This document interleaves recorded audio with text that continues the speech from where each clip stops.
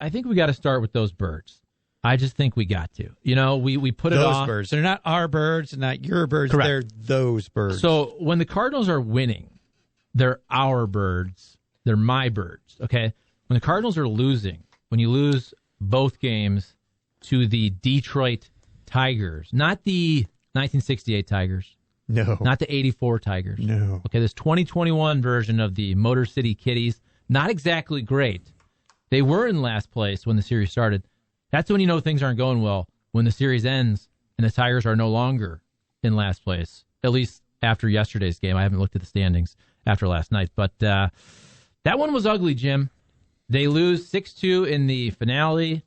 They lose 8-2 in the first game. You're talking no offense. I do think that Tarek Skubal is a pretty talented pitcher that they faced in the first game.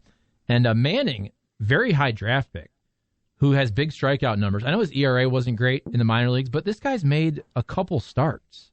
And you got some guys who are just shoving against the Cardinals. And I know this is anecdotal, and I know people don't care about fantasy baseball, but I have to say, yesterday I was just kind of looking around at the probables, and I'm thinking, is there any starter out there that could be a sneaky value play? And I see this Manning character. Of course and you do. After watching the first game, and you know Comerica is a huge yard, but then it's more so it's the Cardinals' offense. And I'm like, let's roll the dice with Mr. Manning. And he goes 5 2/3 and only had one strikeout, but he got the win. And I'm saying that because that's how I'm thinking about the Cardinals' offense right now. Is I'm looking at the opposing pitcher, even if it's somebody like Chad Kuhl, unfortunately, saying this could be take his him night. tonight. I'm not trying to be super negative, but it's true. I don't know what the point system is for fantasy baseball because I don't play, but if there's some value in wins, I'm taking Chad Kuhl because Carlos Martinez is going against him tonight. But back to the Tiger thing, guys, that's brutally awful. That's all there is to it. You know, the last 2 weeks we have discussed Max Scherzer. And if you haven't looked, the Nationals have a better record than the Cardinals right now. So the Nationals are not really in sell off the assets mode right now. They're probably keeping him. The Cardinals are more than likely might be the team, if this continues to spiral out of control, to be the team to start selling. So right now, Cardinals have lost 3 straight. They lose both to the Tigers. And you have the Brewers in first, Cubs half game back, the Reds 4.5 back, and the Cardinals 5.5 back, 36-38 on the season. And that's where we're all saying, okay, should the Cardinals add? And the other part of this is the stretch, or was the stretch, we're right in the middle of the stretch, where the Cardinals were supposed to get right, especially with the Tigers series. Mm-hmm. Even though the Braves are 35-38. They took 3 of 4 from the Cardinals. But going into that series, I didn't think, the Cardinals should win 3 of 4, because I think Atlanta's very similar to the Cardinals. The Tigers shouldn't be. The Pirates shouldn't be. So we'll see how this one goes starting tonight. The Diamondbacks shouldn't be. And the Cardinals took care of business against them. But right now, look, we looked at the back half of June and said, this is where even a team that's reeling, they can't score runs, they're banged up on the starting pitching side, they can still get right. And they go into Detroit and lose both.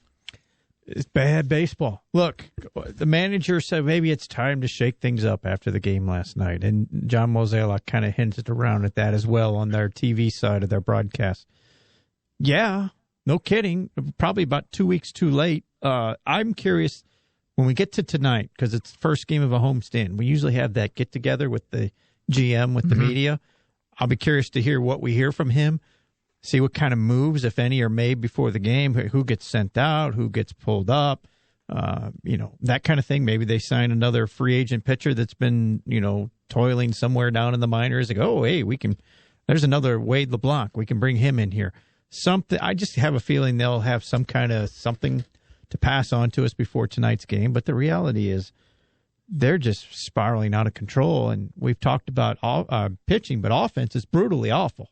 Okay. Brutally awful. So you talk about shaking up the lineup, and we'll talk about that. I think that's interesting. But also with shakeups, you just wonder. You wonder about Jeff Albert. And earlier today, I'm on my computer, and I get an email, and I see St. Louis Cardinals.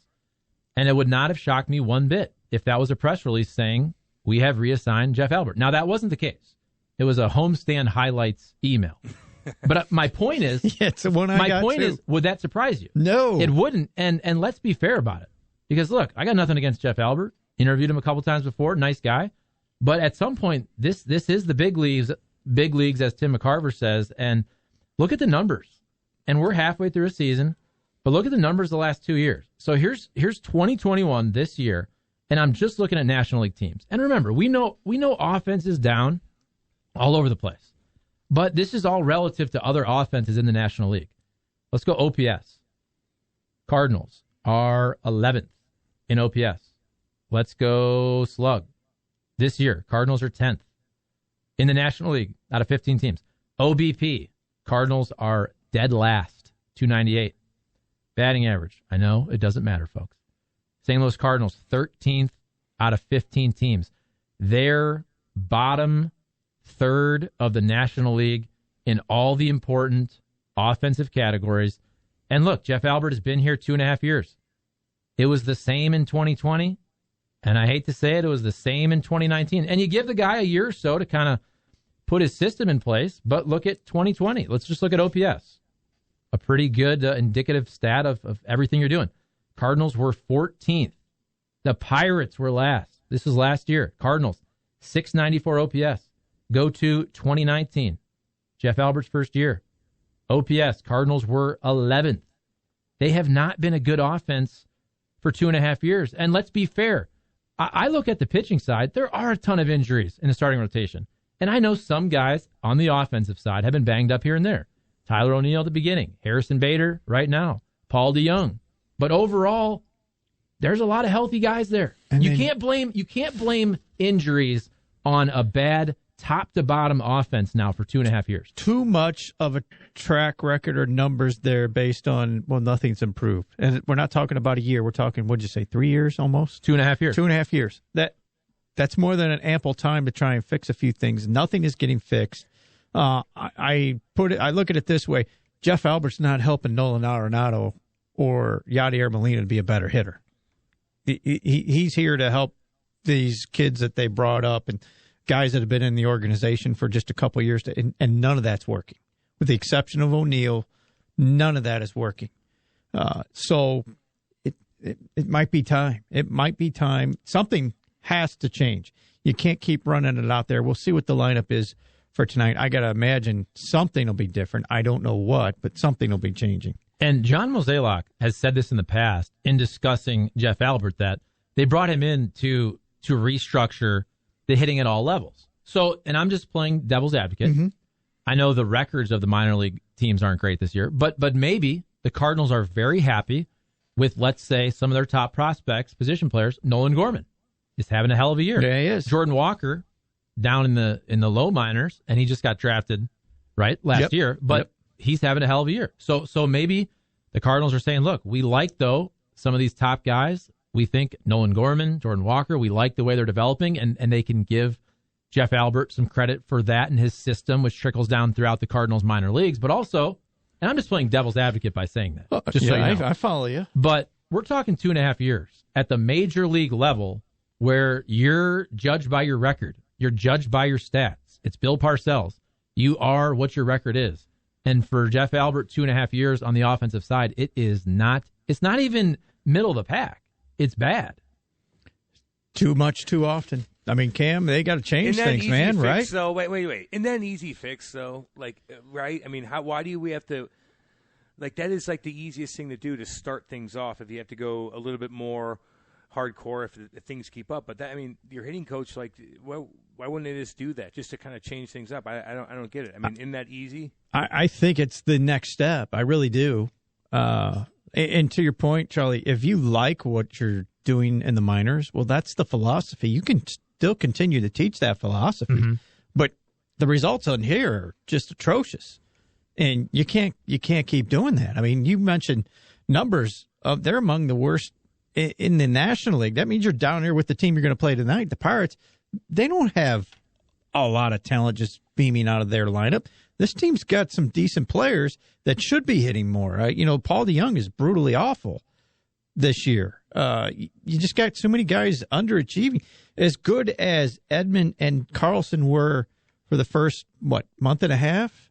The last month, they haven't been very good. They keep sliding down. Well, isn't he here to try to help those guys along? That's not working. It hasn't worked for 2.5 years, as you pointed out. Somebody's got to come in here and help fix this. And as Cam said, in terms of what's an easy move to make, and I never like going out there and saying this person should be fired or this person should lose their job, but that's the business of sports. And the other thing is, when you want to shake things up, usually in baseball, this is around the time where they make a move like that. Look at when Mike Matheny was fired. And by the way, I'm not comparing that to Schilt. I'm saying in terms of the coaching staff. As you get close to the All-Star break, and look, if you change positions and you reassign someone, also you have to have the other guys ready to go, right? You have to look at your minor league affiliates and say, okay, if we're going to make a change, who's coming up? All right, and maybe you take the All-Star break or a time where there's an off day and it makes sense, start of the series, end of the series, whatever it is, to kind of figure things out. It just seems to me like right now you do have to shake things up, and to me that's not just shifting around the lineup, and we'll get to that, but it also comes down to when you make a move, you usually make the easiest move, okay? Bill DeWitt's not firing himself. He's not firing John Mozeliak. He's not firing Gersh. I know everybody on Twitter always goes after Gersh. And look, John Mozeliak is the one running the show. Michael Gersh is the second in command. And when these players have contracts, unless you're somebody at the end where you could pull a Johnny Peralta type situation, yeah. If they were really disappointed with Matt Carpenter, could they go ahead and say, hey, DFA? I don't think that's going to happen. But what's a move you can make? And firing or reassigning a hitting coach type, that's one of the easiest moves you can make to shuffle the deck. It just is. It's the first step. It may happen tonight. I don't know. We haven't heard anything yet, but wouldn't expect us to hear anything till about 3:30 anyway, because that's when people start arriving to the park. And they got to have something up their sleeve. I mean, it's been so awful. What is it, 6.5 now? You said? I mean, or 5.5, I'm sorry. Games back. Yeah. Cardinals are 5.5. 5.5. I mean, come on. This division's not any good either. You got teams that are to lose it. Milwaukee, Chicago, 4-6 in the last 10. Cincinnati is at 5-5 in the last 10. Nobody's running away with anything, and you're just continuing to slide down, as you pointed out, with a part of the schedule where you should be eating it up and moving up, and you're not. And that even more puts you behind the 8 ball, because when you do start going against San Francisco and the Dodgers and those other teams, you're not going to make up ground to anybody. You'll be lucky to get a 500 mark out of that. Cammer, anything on the text line? Let me see about our Birdinals. But at least they got some cool stuff coming to the ballpark. And even if the Cardinals aren't playing well, people just want to get down there and do their thing one way. For sure. I always look at the simplistic form of everything, but they're handing out Yachty stuff. They got they got the tumbler, going out. Yeah. And then you see all these pictures of that soccer park too. It's badass. Cardinals should be selling. Go young. Hold on. Somebody else, Kyle. I'll get you in a second, buddy. Cardinals should be selling, go young, and be dramatic. Plan should be for 2023. Let's get real. I can't watch this slop anymore. That's what I'm 3-4. Put a name in, please. We'll like even more. Yeah, I just don't think we joked about this yesterday. They're not going to trade Yachty and Waino to a quote-unquote contender. That's not going to happen, nor should it. It's just not. I wouldn't think so. So the Cardinals are probably going to do what they've done, which is Wade LeBlanc-type moves, which is bring up a Newt Bar. I love saying Newt Bar, by the way. Lars Newt Bar. Hey, congratulations, by the way. Yeah, hit. RBI, first 2 games. Right. He had the sack fly in game 1, first career big league hit with a triple. So I like what he's doing. And hell, when your offense is so bad, start that dude every single game right now. If he's productive, I mean, there's not other guys that are productive in that lineup. And that's where, when you start to discuss the lineup, and Mike Schilt, after yesterday's game, said, yeah, you're probably going to see some shakeups. So everybody's going on Twitter and saying, how would you like to see the lineup constructed? And it's a great question, and I've thought about it many times. And I start to write it down, and I'm thinking to myself, I hate to say it, does it really matter? And I'm not trying to be overly negative, but is it that big of a deal? Okay, first of all, at this point, anything you do is fine. Anything you try is fine. I think it'd be hilarious. I'm dead serious. Pick them out of a hat. Who cares? Right now, because you're not hitting. But if you want to lead off Dylan Carlson, 100% try it. If you want to put Tyler O'Neill at second, or cleanup, 100% try it. If you want to put Goldie in the 2 spot, if you want to put Yachty in the 2 spot, if you want to put Yachty in the 3 spot, if you want to put Yachty in the 4 spot, anything you do, and maybe you shift Tommy Edman back, take a little pressure off. But that first 5, if we're going to say we'll take Tommy Edman and we'll just back him up a little bit, okay? Give him a breather, give him a little mentally a different look. Bat him 8th, 9th, 7th, whatever it is. So let's just say you're talking, okay, Dylan Carlson somewhere there, lead off. Let's just say Goldie 2. Let's say Arenado 3. Let's go Tyler O'Neill, you're batting cleanup. Let's go Yachty 5. Any combination of those 5 is fine with me. I don't even look at that as a big shakeup. Problem is, after 5, you just go, does it matter? And I'm not trying to be negative, but it's like, I was looking at the numbers. I was looking at the numbers. Yeah. You're trying to stack OBP. Nobody has a good OBP. You're trying to stack some slug in the middle. Nobody's slugging. When you get, and I'm saying past the O'Neills of the world. So when you get past O'Neill, does it really matter if it's Carp or DeYoung or Sosa or Mr. Nootbaar? Who am I missing here? That would be pretty much it. Tommy Edman. They're all Edman's going to be in there. They're all from a number standpoint. When you look at their OBP or their slug, they're not productive. Hey, I got a good one on here. Cucky chimes in and goes, the hitting coach is so important. Remember when the Blues won the Cup and we fired our slap shot coach? That really changed the tide of the season and led us to Lord Stanley. Oh, wait, the hitting coach is the biggest scapegoat in all of sports. I forgot. Great show. I agree with that. There's a lot of truth That's in a good text, too, by the way. It's great. We're handing out tickets, too, Dude. by the way, Charlie. Still. Yes. That was a good Okay, one. One pair left, yeah. Okay, One so pair left, one yep. pair for each show. So we have one pair to The Weenie Weigler and Cucky have it going right now. So if the Weenie Weigler wants to chime back in on a good text, they can do a little text off if they want. Let me just say those this, two though. are in the run. Let me say this. Now, Weenie Weigler, he's pretty good.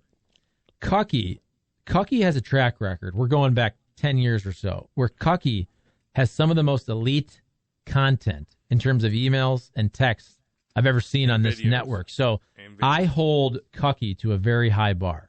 So even though that text is good, and there's a lot to that. Dude, I'm not trying to blame everything on Jeff Albert. It is what it is. If you're a coach, but somebody's got to. if you're somebody's a coach, got to pay. That's right? what it is, man. You get 2.5, 3 years. If things aren't working, you know the drill. You just know I the want drill. that slap shot That's coach. sports. Okay, but Cam, we discussed this yesterday, and you know this is true. You know this is true. If your power play is not working, okay, they're not going to trade every player.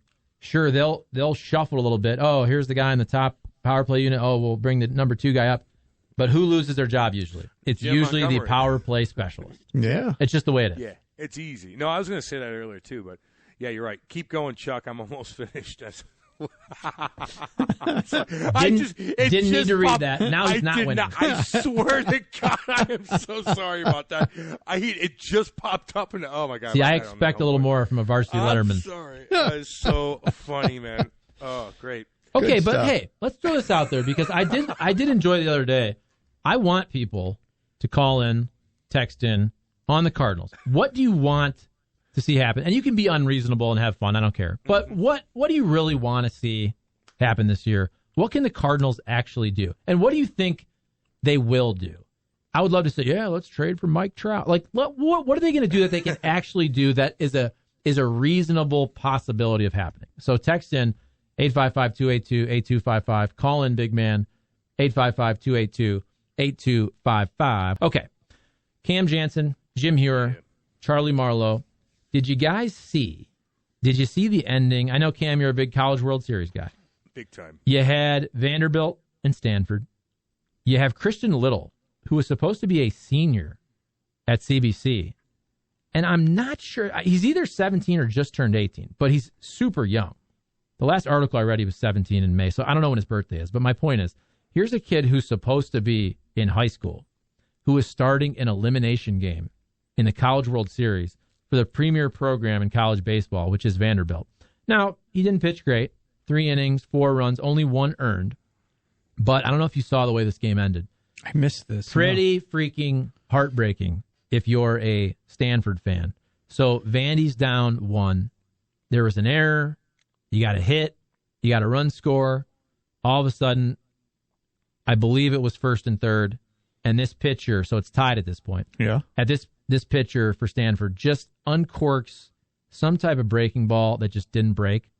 And so it was so high that the catcher's sitting there waiting for it to break, right? And he finally reacts because, like, is this ball going to break? It just didn't. Goes off his glove, and the winning run in an elimination game is a wild pitch. Wow. That's a tough break. That's a heartbreaking way to lose. Oh, man. Did he not have a spider tack to break the ball? Do we know that? Thank you, Tim. That's exactly right. So what happens with that, though? So is he just, like, devastated, that kid, when he goes back to school? Everybody knows he's the one that messed up the catcher there? He thought it was going to No, it was the pitcher. Well, yeah. you don't lose any game because of one play, but that's the last play. 17 years old, that's a tough one to take for the first. And Vanderbilt's, that's one of the top programs in the country. I mean, that's like the Alabama for baseball in terms of what Alabama is for football. That's wow, that's a tough one. I did not see that last night, but that's a tough way to go. Ooh. I love the College World Series, I did too. see it, Jim, so I'm paying attention to things. I can't believe I missed that one. There's only so much time in the day. There's only so many TVs you have in your house. That's right. I will say this, though, and I'm more of a baseball guy, but that is one sport, and I'm not going to pretend like I watch college baseball during the regular season. But the College World Series, once they get to Omaha, is really, really cool. It's always in Omaha? Yeah, Yes. always in Omaha. It's like a staple. It's a pretty cool event. You're right about that.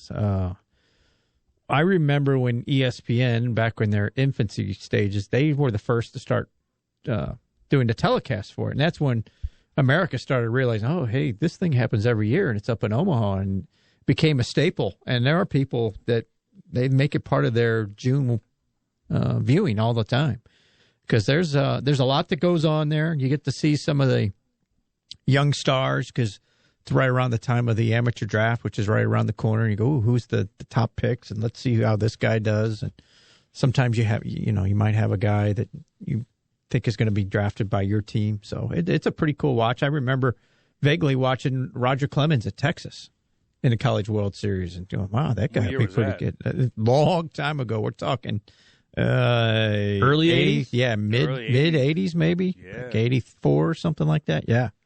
So I like the Little League. How about that Chris Drury that's president, GM now, I guess, of the Rangers? Yeah, he was the Little League World Series guy, wasn't he? Yeah, he won it. And ESPN plays up the Little League World Series. It is interesting, man. Yeah, I feel like it's a lot quicker in college and the Little League World. There's up the bat and they hit it. Up the bat, boom, boom, boom. There's always balls in play. Like, it's entertaining. It is. Can I be the jerk? Sure. Can I be the jerk this time? Please, for once. Look, I got to give you my straight up opinion. I have never had any interest whatsoever in the Little League World Series. I just don't. How dare I just don't get into it. I know back in the day, Danny Almonte, when he was like 24 years old, right? He was 6'4". Facial hair he had three going, kids. yeah. He had 3 kids. He had a mortgage, and he threw 27 no hitters. And I know back in the day, the young lady, which was a great story. Was Jenny it Finch? Monet Davis? I can't remember. You got some her great name. stories. That might be right. And now that I say this, I do remember back in the day, the guy that ended up being the third baseman for the Padres, Sean Abner? No, they went back to back. It was the Long Beach team. Remember, he was a first round pick. Wasn't Sean Abner? No, somebody texted in. I have to Google it now. Sean was his first name? He was a big time pick. Didn't have a great MLB career. And his name is Sean for the Long Beach team. This is like early 90s. I don't remember. This is great radio. I am Googling it. Let me think. Sean Burrows. Burrows? Remember Sean Burrows? Oh, that's what it was. Sean Burrows was the chunky kid, just hit freaking bombs. And he was a high pick in the draft. And let's see. Played for the Padres, 02 to 05, Rays in 06, Diamondbacks 11, Twins 12. So had a decent MLB career. Jeff Burrows' kid? Yes, he okay, was. Then that's why I remember. I think Burrows was the coach, if I'm not mistaken. But he was the 9th overall pick. I just remember that was the kid, because we're about the same age. He's 40. And so back when we were 12, I remember that kid was just crushing everything. And he looked like the big kid that had some baby fat and hit puberty, but was just And then later he gets drafted into MLB and had a decent MLB career. But overall, as I just said, I remember several moments from the Little League World Series. I don't know. I can't get into that like other people do. Cam, does that make me a bad person? You are a horrible person. I even watch it and you don't. Very embarrassing on your part. Actually, I watch women's softball too, which you probably don't either. I watched that, and there was an unbelievable catch the other day where some girl just jumps over a thing like whoop blah, but dang, it was pretty sick. I like that, man. I'm into it. Okay, Cam. It's not the Cardinals. What? Why don't you go? Text line looks like it's lighting up a little bit with some Cardinals takes. Okay, let me start from scratch here right quick. Scott Tringle, ball sack, chimes in and goes, I have about the same amount of confidence in Schilt changing things up as much as trusting a fart the next day after a night of Budweiser's. Oh, God, Bud Heavies. Ugh. He seems like a type of guy that would feel naughty if he put an extra dash of salt in his French fries. There's a lot of meaning to that text. I mean, I'm telling you. And I know it's kind of goofy, but I kind of get what he's saying a little bit. I just kind of do a little bit. The salt, the fart, Budweiser, Schilt. They all go together, huh? I mean, it's what they kind of do. Okay. I do feel too like something does have to change, though. Oh yeah, and sometimes you're forced into this, right? But it just feels like the time where not just the Tigers. If the Cardinals don't make a move today, which they may not, I don't know. But let's say you lose 2 to the Pirates, or hell, you lose 3. I do think you're getting to a point where you can no longer ignore the fact that you're really underperforming, right? When you go to Detroit and you lose both, it starts to really hit you where you are this year, okay? We know they've beaten up on the bad teams, and now you're not, right? For a while there, they were crushing everybody. If it was the Pirates, the Rockies, the Diamondbacks. Now you go and you play a team like the Tigers, you lose both. So maybe there's not a move today, but I promise you, if they lose 3 or 4 to the Pirates, you have to do something. You have to do something. Steven, Ballpark Village, who, if he was in Wildwood, he probably wouldn't care as much, but he's at Ballpark Village, and he's like, sees all the games, and he thinks he plays for the team and stuff like that, although I love him because he spent money on me at the golf tournament. But he says, most of the time I roll my eyes when some asshat says they could do better than a guy on the field, but this current Cardinals lineup, they might be right. They have to be better. That's the point. They have to. That's what they just, if they want to be competitive, they have to. And if Carlos goes out tonight and Carlos doesn't pitch well enough to get through 5 innings, they're not going to trade him. He goes to the bullpen now. Yeah. You can't keep throwing a guy out there that can't go 5 innings who's a veteran. Sorry, somebody else has got to get a chance. You just can't keep throwing a guy out there and go, well, he couldn't get through 3, and it was the Pirates. Well, then it's time to move him to some other spot. If not, move him off the roster. And Wade LeBlanc, he can pitch with some length, has been a starter in the past, and he's stretched out. So could you give him a look? The issue is you have a lot of guys in the same boat. Yeah, they're not options. I get it. Because John Gant is a similar situation, and KK is a similar situation in terms of a lot of their starts. They're going to be around 5-ish innings. And Carlos, there's some volatility there. He can be good. He can blow up. But you also look at your alternatives. Who are you going to replace them with? And it's more young, unproven guys. I get that, but you just can't keep having him be part of the problem and not a solution. There's nothing physically wrong with him that we're aware of. So he's healthy. KK's working himself back, and they're still dealing with whatever that back is. Apparently, as far as we know, there's nothing wrong with the guy except that he can't get anybody out. Right. And getting back to the Jeff Albert conversation, I just want to make it clear. I've said this a million times that I always blame the player first and foremost and also credit the player. So if a player's having a great year, I'm going to credit that player more so. Now, the coaching doesn't matter, sure. But also, these are big leaguers, in some cases making $25 million. So I understand the scapegoat aspect of people talking about Jeff Albert. I get that, okay? But you're not getting rid of Paul Goldschmidt. You're not getting rid of Dylan Carlson, Tommy Edman. It's just an easier move to make. But also, let's recognize the fact that, okay, whatever the Cardinals are doing offensively, or Jeff Albert, it isn't working. And I will put blame on Jeff Albert. I have. But let's also look at the fact that, Paul Goldschmidt, you're paid a lot of money to be a lot more productive than you are. Tommy Edman, you had a great start. He has fallen off. Dylan Carlson, I know he's young, so you are asking a lot of young players like Dylan Carlson and Tommy Edman, but this is the big leagues, and Dylan Carlson has fallen off. Nolan Arenado across the board has been pretty dang consistent and solid. Tyler O'Neill has been great. Yadier Molina has been, in my opinion, better than expected, but then go past that. That's where, after you go past that 5th spot in the lineup, let's also look at Paul DeJong. I don't know if he's banged up. But Paul DeJong should be able to give you, even if he's hitting 240, he's a 30-homer power type guy. He's not that right now. Okay? He's Tommy a shell Edman. of himself. That's the thing. Jeff Albert is also dealing with some players right now where he's rolling out Edmundo Sosa. He's rolling out a Paul DeJong that is not the all-star or 30-homer Paul DeJong that we've seen here in recent years. Once you get past the 5 spot in the order, you're looking at what is more like a AAA type lineup. They don't have depth. There's no depth of the lineup. But that is also part of his job is to make them better. Make them better. Exactly. That's what that job is. It stinks when it goes south, but that's what your job is. So maybe though maybe Lars Nootbaar gives him a nice little spark. I know it didn't translate to wins in Detroit, but so far I like what I see from Lars, and I like saying Lars Nootbaar. I'm just going to straight up tell you, when I'm on TV, I say Lars Nootbaar as much as possible. I say it in weird ways. It's just a fun name to say. Let's be honest. Right? It makes me hungry for some reason.